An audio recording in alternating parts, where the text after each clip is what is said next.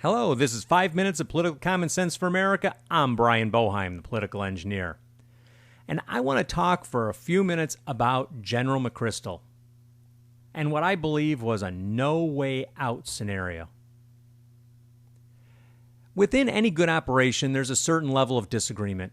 People often have differing views, and that honestly makes for a good debate. When you have enough intelligent people with experience in a room, around a table, a better strategy usually comes out. But you can't have the impression of dissension. It just won't work. Once you leave the room, everybody's got to be walking the walk and talking the talk. This is where General McChrystal failed. By having his direct staff verbally undermine the leadership that created the strategic plan, he failed to maintain the integrity of the team.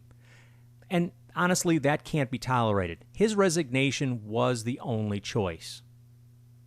Now, with that said, I can't believe he was able to last this long. With a White House that has little or no military experience, you have to wonder how he kept himself from slapping somebody. I know I couldn't have.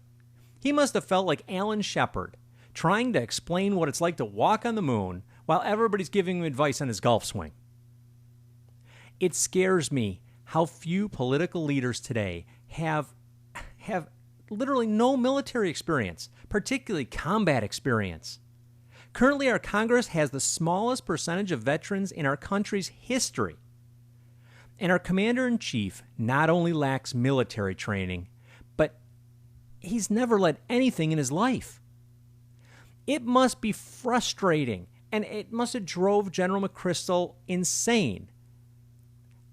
Because you got to think, what is a general trying to do? They're trying to implement a strategy. And in that process, they're trying to keep our young men and women out of harm's way the best they know how. Yes, General McChrystal needed to resign.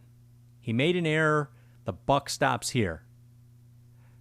But on the other side, I have to acknowledge and commend him that he lasted as long as he did, because I can't imagine myself having lasted that long with that group of people.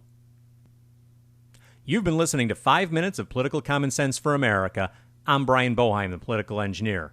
And if you like what you've heard here, then go out and pick up a copy of my book, Political Common Sense for America. You can find it at Amazon.com. Until next time, be safe out there.